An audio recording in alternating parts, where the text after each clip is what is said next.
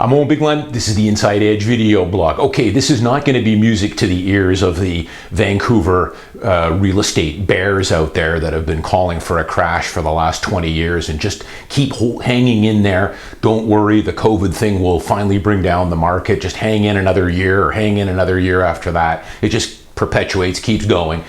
But multiple offers, they're back. In the Vancouver condo market. And I don't know if this trend is going to continue into the spring. I'm probably guessing that it will.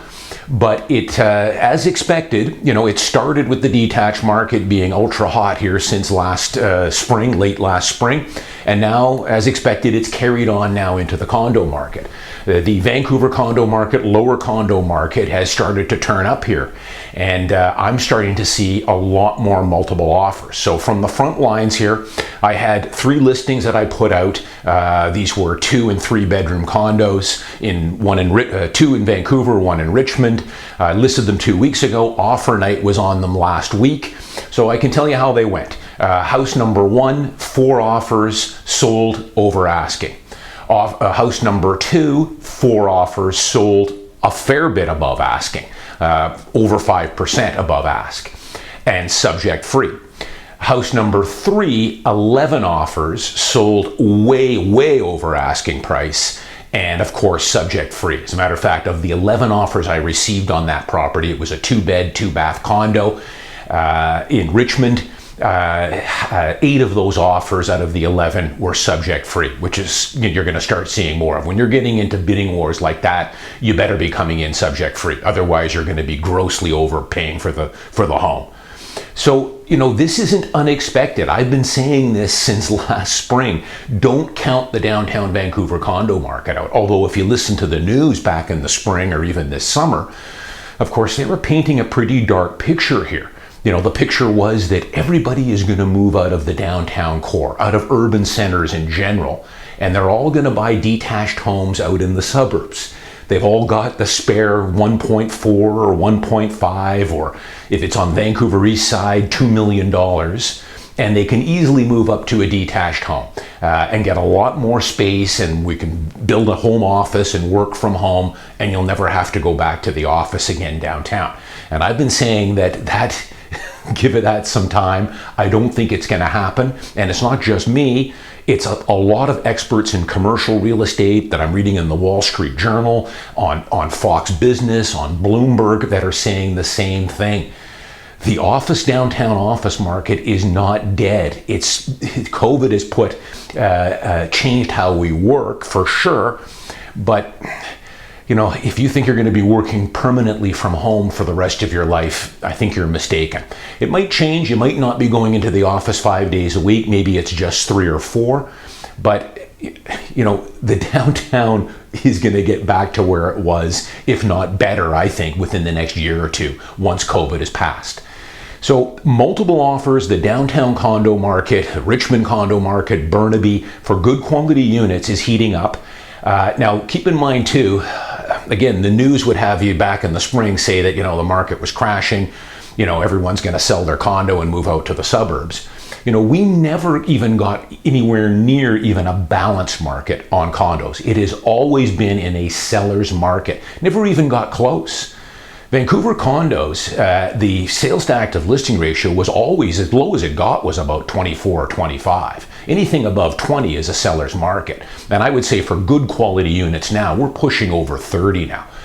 So strong seller's market. Not much has changed there. Now, the story today, as I speak, winter 2021, is there's far more buyers than there are sellers. And that's what's going to continue to drive the prices up. December was a record month for the Greater Vancouver Real Estate Board. January is a record month as well. We're selling a lot of homes here, and prices are edging up. And I think that's probably going to continue into the spring for the simple reason that there just isn't a lot of inventory out there. Far more buyers than there are sellers. Interest rates had all-time historic lows, and I don't think interest rates are going to be going anywhere up anytime soon. They're going to be remaining low, and let's face it, that's a big driver when you can lock in a 4-year fixed rate for 1.6%. Now, just to back it up here, I'm a subscriber of the Wall Street Journal. There was an interesting article here, January 21st, in the Wall Street Journal entitled, "Housing Market Stays Tight as Homeowners Stay Put." And it's the exact same thing going on in Vancouver is going on in dozens of US cities. Their real estate markets are the same as ours.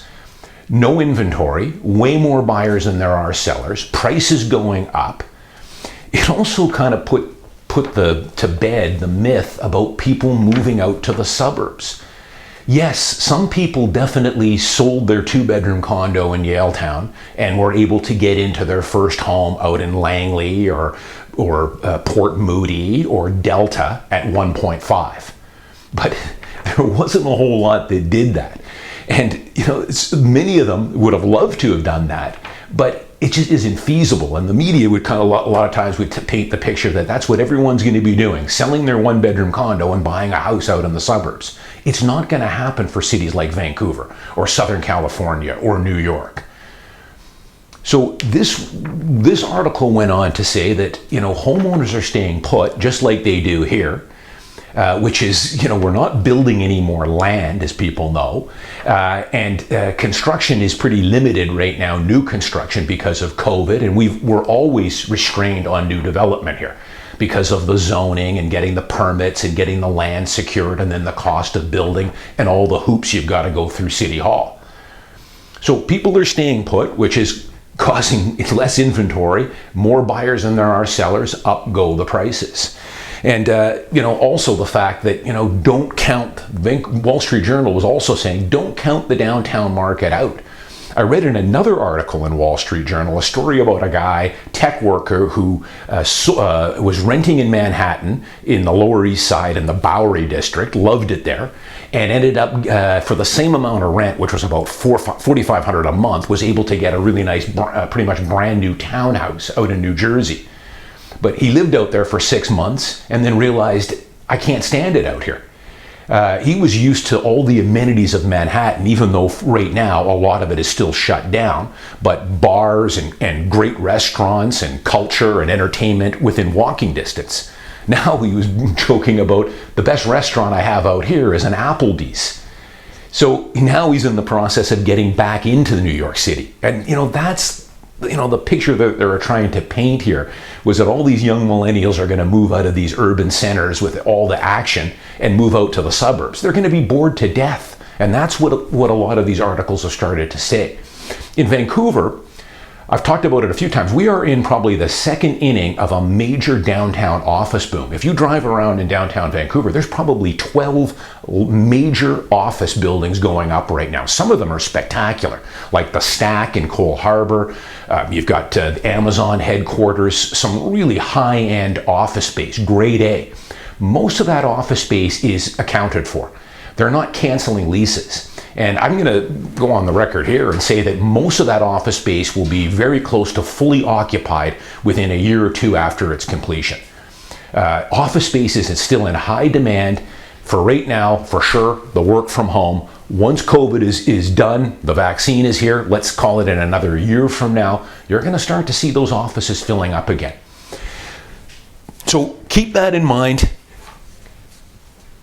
Condo market, we'll see where it goes, but I'm just giving you the story from the front lines here right now. It's heating up.